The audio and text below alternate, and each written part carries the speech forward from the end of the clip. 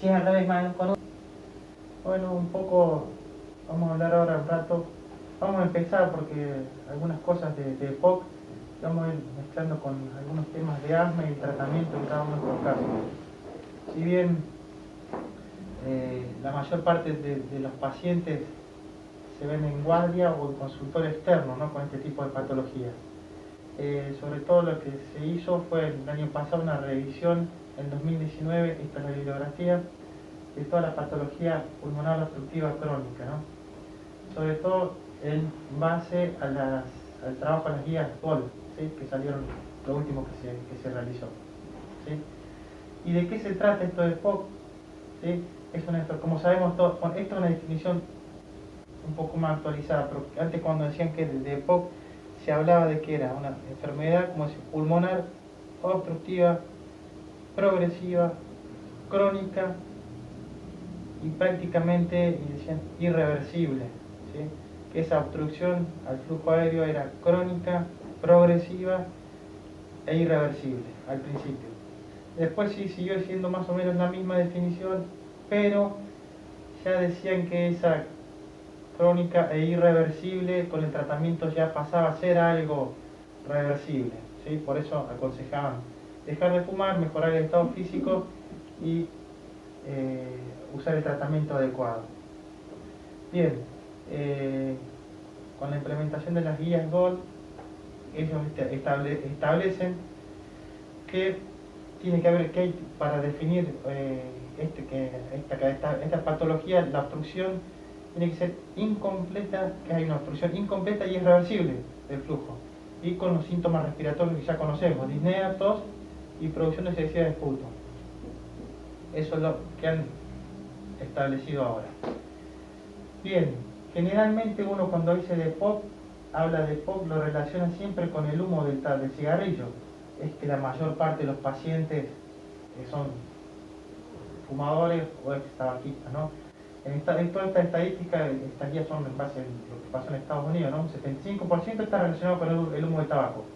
Pero hay un porcentaje también no menor de pacientes que han sufrido o han estado en exposición laboral, no solamente escapes de combustible, el humo de la cocina, sobre todo los que trabajan en hornos de ladrillo, determinadas exposiciones a asbestosis. Ahí se está encontrando que cada vez más es como etiología causante de EPOC. No solamente el tema del tabaco hay que tener, no quedarnos solamente con eso. Si bien el principal, como ven acá, el principal determinante de esto es el cigarrillo, y en la Argentina prácticamente lo mismo también, no quedarse solamente con eso, ¿no? Es un síndrome heterogéneo, ¿no?, provocado por múltiples elementos fisiopatológicos, ¿sí? Causado todos esos síntomas, esa obstrucción reversible, como todo lo que dice la definición, es parte de un síndrome heterogéneo, ¿no?, causado por múltiples mecanismos, diferentes mecanismos. Hay mecanismos inmunológicos, inflamatorios, y ya más en base a las investigaciones más bien molecular, más bien específico, ya se están encontrando déficit de antiproteasa, déficit de alfa-1-antitripsina y demás patrones inmunológicos. Hablando un poco de epidemiología de POC, recuerden, todo en base, ¿por qué Estados Unidos? Todo en base a las guías, esa revisión que se hizo el año pasado, son en base a las guías GOL, ¿sí? Aproximadamente, lo que pasa en Estados Unidos, que el 6,4% de la población se estima que tiene EPOC, y que alcanza los 29 millones de individuos, ¿no?, en Estados Unidos. Más o menos la cifra, comparando con lo que está pasando en Argentina, el índice es, la incidencia es prácticamente igual. Como les decía recién, la mayor cantidad de estos casos de enfermedad pulmonar crónica, la mayor cantidad de consultas es o en guardia o por vía en consultorio en clínica médica. Se calcula que el 3,2% de todas las visitas son en consultorio de atención primaria y corresponden a EPOC. Los que llegan a guardia, no sé la incidencia, pero no es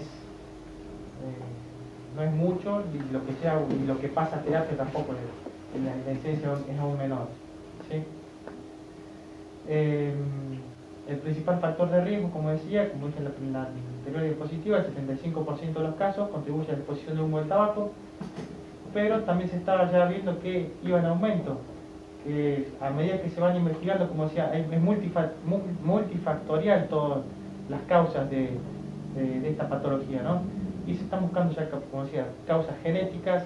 Hay casos ya que no tienen todavía, son pacientes de POC y no tienen exposición ni al tabaco, ni a los exposición a combustibles, ni a elementos de trabajo, y por eso están yendo buscando elementos de, ¿cómo se llama?, de inmunológicos, inflamatorios, inmunoquímicos, porque empiezan a notar déficit de antiproteasa, antiglifosina, todas esas cosas. Pero, como mencionaba anteriormente, el 75% de los casos por exposición a humo de tabaco. Acá en Argentina no coincide, no es tanto el 25 que nunca fumaron, es un poco menos, ¿sí? Pero ya están empezando a encontrarse eso. Bien, el diagnóstico de la obstrucción, de acuerdo a las nuevas guías GOLD, a la revisión realizada el año pasado, se utiliza el valor de 0.7 para el coeficiente PEP-1 y la capacidad vital forzada. El volumen respiratorio forzado del primer segundo sobre la capacidad vital forzada, ¿sí? Para determinar el grado de obstrucción, ¿no?, que hay. Pregunta de examen eso. Ah, bueno. Sí, Sí, porque la idea con todo esto, lo que yo le decía a los muchachos, es cuando llega un paciente o sale de terapia, o el médico del piso, cuando pasa la guardia, que entra por guardia. Bueno, se lo va a internar, perfecto. Habría que tener un pico flujo o algo para medir, un espirómetro, algo, no espirómetro, pero tenemos los aparatos. No tienen, realmente ya son todos conocidos. Si no están estadificados, estadificarlos. Y llevar, bueno, va a terapia, responde o no responde, va a terapia, va al piso. Y hay que presentarlo, el fin de qué es. Neumonólogo, llevo del piso, no está bueno, mirá, fulano de tal, es un paciente POC, no es POC, es POC, bueno, tiene un BEP-1 de tanto, tiene una TAT de tanto, lo estadifican ahí. No es conocido, agarran tenemos un aparato, nosotros creo yo, aquí en el consultorio hay otro, ¿no? Me parece. Sí, El uno en terapia. Lo estadifican, se estadifica y se presenta de esa forma. Uno ya sabe, cuando después se lo presentan al neumonólogo y el BEP-1 es de tanto, la capacidad vital forzada es de tanto, y ya la cosa cambia, ya viene con otra, pues ya lo encara distinto, ¿no? Esa es la idea, de acuerdo a la estadificación después del tratamiento. Como decía recién, la espirometría es el estándar de referencia para el diagnóstico y evaluación de la severidad. Diagnóstico, estadificación y de acuerdo a eso el tratamiento. Bien. Si hay obstrucción, ¿sí?, a los 15 minutos debe repetirse la prueba. ¿Sí? Se administra después de la segunda aspiración al tercero broncodilatador de acción corta, y si la obstrucción es reversible, el sello de POC. ¿Estamos? ¿Qué cambió con respecto a la definición previa? ¿Estamos? El examen físico no mucho para decir, ¿sí? Generalmente, como decía yo, los pacientes conocidos, disneico, taquipneico, utilización de músculos intercostales, aumento del diámetro de la caja torácica, el paciente con el diámetro anteroposterior aumentado en su caja torácica. Puede que escuchemos sibilancias, roncos, puede que no. Realmente los pacientes, y no es que si esto no está presente, bueno, no hay nada. Lo que pasa es que hay un silencio ocultatorio y la obstrucción es tan severa que no escuchamos nada. Puede que haya algunos distractores, ¿sí?, que sugieran fibrosis o insuficiencia cardíaca congestiva. Recuerden que si el EPOC es un EPOC severo, un estadio avanzado, realmente las presiones pulmonares están aumentadas. Va a haber hipertensión pulmonar, va a haber falla cardíaca derecha, un corte pulmonar. Así que pueden aparecer estos síntomas. Van de la mano realmente. ¿Estamos? No es que si no escuchamos nada, ni ronco, ni sibilancia, está bien, el paciente no puede que la obstrucción sea tan severa que no se escuche nada. ¿Sí? De vuelta, metemos la ultrasonografía acá. Calculen que inspección, la anamnesis, no, pero inspección, palpación, percusión, auscultación, y si le agregamos la ultrasonografía para ver el patrón en pulmón, un elemento más, ¿no? No es complicado, pulmón. ¿Cómo vamos a encontrar un pulmón en un paciente con asma o EPOC? Todo un pulmón hiperaereado, hiperinsuflado. ¿Qué van a ver? Líneas A, ¿sí? Por todos lados. Si es una exacerbación, o es una neumonía, o una bronquitis, y bueno, vamos a ver la imagen. ¿Sí? Por eso, si a todo el examen, toda la historia clínica, toda la anamnesis, el examen físico, todo bien completo, introducción, palpación, después de la ocultación, le ponemos el traductor, ¿sí? Ponemos los blue points y todo, y encontramos algo, bueno, ahí está la causa, ¿sí? Vamos a ver un pulmón hiperaereado. Bien. Bueno, más del examen físico. Bien, enfoque terapéutico. No voy a hablar mucho del tema de los medicamentos, vas a decir algo después más. El viernes. Este viernes no, el próximo. Pero igual, se habla de neumonía, de asma, así que está bien. Se toca un par. Enfoque terapéutico, sobre todo, no toqué mucho la medicación, si bien después voy a hablar algo de eso. Dejar de fumar, lo principal, obviamente, complicadísimo. El índice de adherencia al tratamiento para cesar el hábito de fumar es bajo. Se logra, hay nuevas terapéuticas, sobre todo el tema del varenicline, que es una medicación que está dando muy buen resultado. Es nueva, no tan nueva, pero es lo que se está usando y da resultados. Dejar de fumar siempre, estos pacientes antes que se vayan o cuando están acá, la vacuna contra el neumo, ¿sí? Sobre todo la antineumocóxica 23 valente. Todos los pacientes con EPOC o fumadores altos, ¿sí? Esto es fundamental y muchas veces nosotros lo dejamos de lado, o se va de terapia, pasa al piso, no se lo hicimos nosotros. Realmente a esta altura la mayoría no están vacunados todavía, ¿eh? La de la gripe ni hablar, y la del neumo, o sea, importantísimo que lo tengan, ¿sí? El año pasado todos los que ingresaron con influenza H1N1 y todos los que se murieron, ninguno está vacunado. Solamente uno que estuvo vacunado, que tuvo influenza y entró, pero tampoco fue grave la situación, no requirió RM ni nada, pero sí, pero la mayoría sin vacuna. Empezar a apuntar a eso, ¿para qué? Porque lo que nos pasa en el hospital, nos pasa acá. Lo sacamos muy bien, el tema lo manejan muy bien los muchachos, la ventilación invasiva, se van todos y salen de terapia y no hacemos hincapié cuando pasen al piso que lo sigan para que cesen, que dejen de fumar, que no vuelvan, si no van a recaer otra vez. Y el tema de la vacuna. Pronto, bueno, vamos, esto medio rápido, sobre todo quiero hacer en dos cosas de los corticoides. Como broncodilatadores, los beta 2, ¿sí? Hablamos de la guardia o de la terapia intensiva, tiene que ser corta, de vida media corta, para sacarlo del cuadro lo más rápidamente posible, ¿sí? Sobre todo lo que tenemos nosotros, beta 2, salbutamol, los antagonistas muscarínicos, ¿sí? Que bloquean los receptores de M1 y M3, previniendo la broncoconstricción parasimpática. Bien, inhibiendo obviamente la secreción del moco por la célula principal.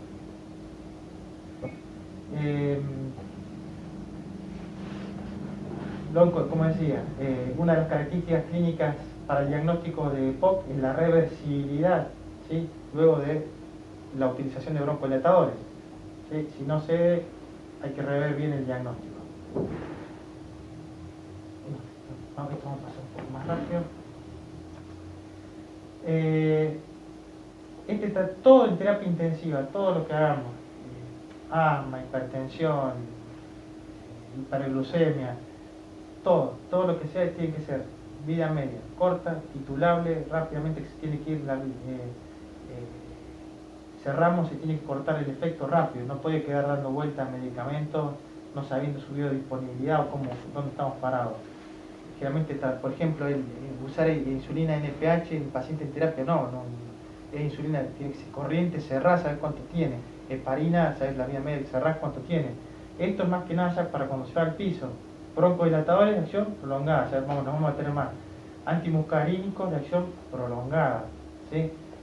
Ya hay los nuevos ya traen todo, la mejor combinación, como dice ahí, es broncodilatadores de acción prolongada combinado en el mismo, ¿no? Con antimuscarínico de acción prolongada y broncodilatadores. Beta 2, acción prolongada, antimuscarínico de acción prolongada y corticoide de acción prolongada. Los tres los tres, hoy en día ya está, eso ya del año pasado, los Sí. tres en un solo dispositivo, una sola vez al día. ¿Sí? El de Trilegy se llama, de Glaxo, está en el mercado ya. Es mequilidinium, tiotropium y glicopirrolato. Bueno. Después te lo van a dar con más detalle. ¿Por qué lo puse separado esto, los corticoides inhalados? ¿Sí? Obviamente disminuyen la inflamación de las vías respiratorias y son el primer tratamiento, la primera línea de tratamiento, ¿sí? Para el asma. Bien. Acá estaba viendo que en la revisión de esta guía del año pasado hay 3 ensayos clínicos importantes: IMPACT, TRibute y Cronos. ¿Sí? Se comprobó que el agregado de corticoides inhalados a la terapia combinada, los antimuscarínicos, acción y los broncodilatadores de acción prolongada, para tratamiento de POC, se conseguía una modestia mejoría de la función pulmonar y disminuía significativamente las exacerbaciones.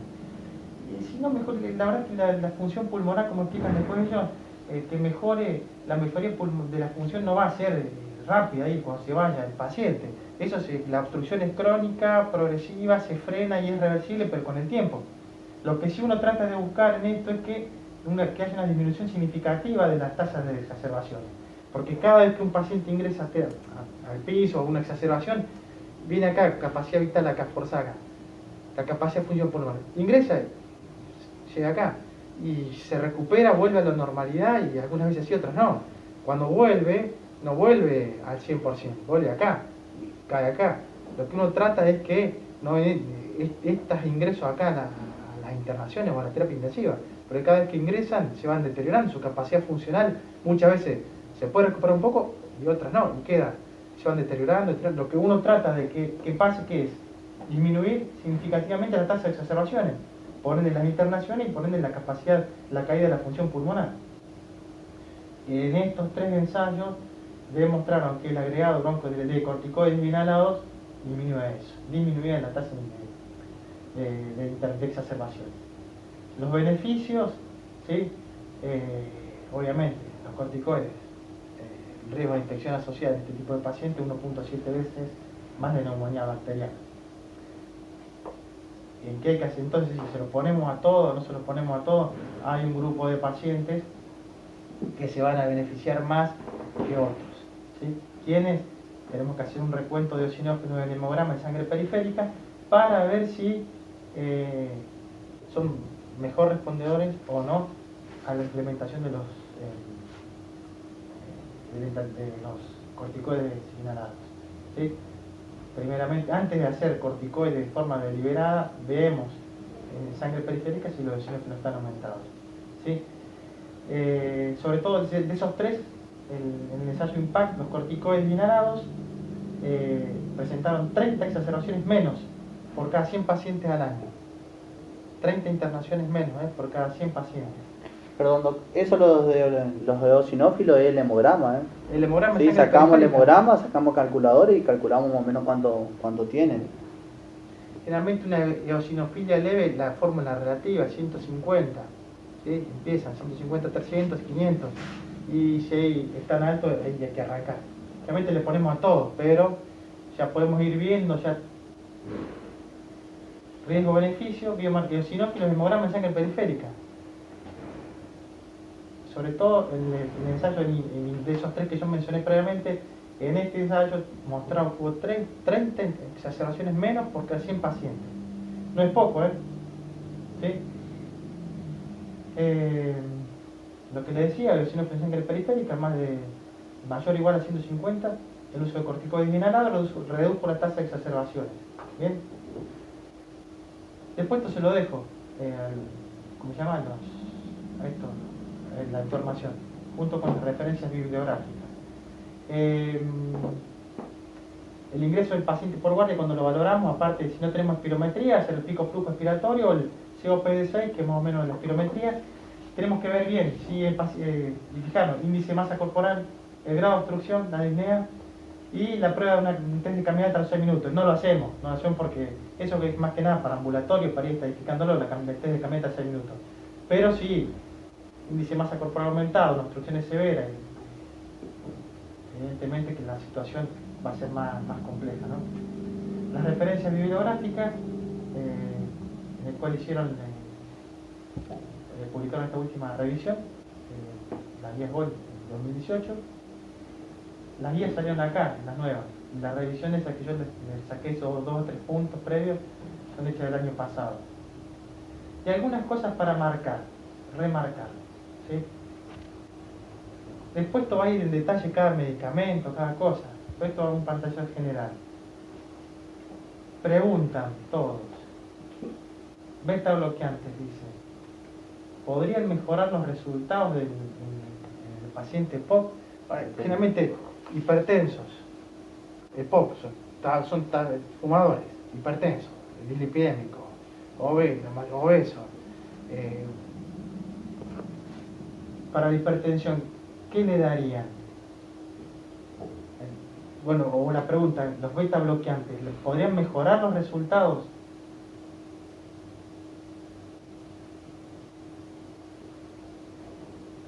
Generalmente no le dan los beta bloqueantes. Depende de qué beta bloqueante. No, en línea general. En línea general. Así como beta bloqueante en línea general, no, pero hay un par de beta bloqueantes que sí mejoran. Sí, exactamente. No. El Navila viene de 10 para lo de POC más, está indicado inclusive. ¿Cuál? El Navila. El nebivolol. Sí. Después pone la interpretación al final. Generalmente, sí, el efecto cardiovascular de todos los beta bloqueantes, de todos, algunos más, menos cardioselectivo, pues ¿y por qué? Esto pone, por ejemplo, en el 1999, 2000, recién empezaban los beta bloqueantes en la insuficiencia cardíaca. Y no había ni cardioselectivo ni nada por el estilo. Estaban la espironolactona para frenar la fibrosis en el estudio Rales, que salió para insuficiencia cardíaca, y empezaban a aparecer los beta bloqueantes. Y si beta bloqueantes para la insuficiencia cardíaca, no había carvedilol, nebivolol, nada por el estilo. ¿Qué hacían? Claro, en líneas generales bajar la frecuencia, disminuye el consumo de oxígeno en el miocárdico y por eso mejora la capacidad, ¿no? Uno trata de que el corazón se irrigue mejor, y cómo lo hace en diástole, ¿no? Sí. Se irrigan mejor las coronarias en diástole. Frenar la frecuencia cardíaca, menor consumo de oxígeno miocárdico y lo mejora. Acá dice, vamos a analizar la respuesta que ellos ponen.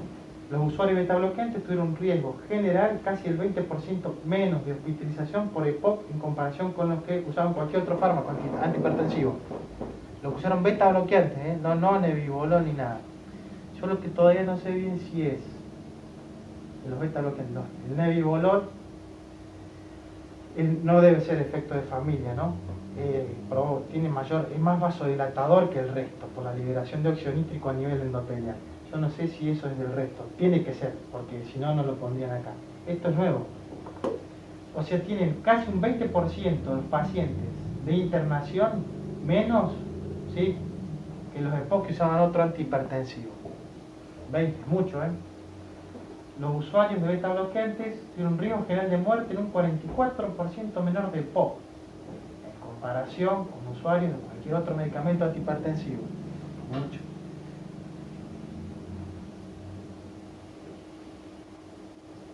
Y bueno, dice, obviamente, después que ven todo eso, abogaron por cambios, dice, en la vacilación actual en tratamiento de beta bloqueantes en pacientes con riesgo de POC o concomitante. Y ahí está la bibliografía, ¿no?, de por qué utilizan esa medicación, ¿sí? Parece reducir el riesgo de hospitalización y mortalidad. La hospitalización 20% y 44% de mortalidad en comparación con otro EPOC, con otro antihipertensivo. Mucho. Es mucho. Está. No es que esto yo lo sabía y lo fui y lo busqué, lo encontré buscando las guías, revisando anoche. Es interesante, ¿eh? Está en la guía, esa es la reseña video. No se marca, yo estoy tratando de ir marcando con el cosito, no se ve.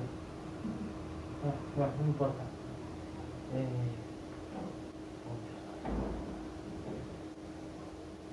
Puntero láser ahí. Ahí sí. Ahora sí.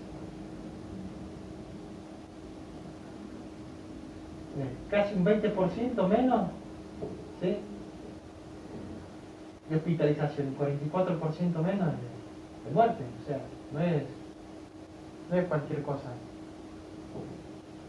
Acá está la bibliografía, se la dejo para que la busquen. Eso es algo, es un corticoide y me gustó, me pareció interesante el tema de repasar los 3 trabajos que hicieron de los corticoides inhalados, los beneficios de los corticoides inhalados, sobre todo el estudio IMPACT, que lo mostré recién ahí. Esto de los beta bloqueantes, que no es un tema menor, por siempre sí que no.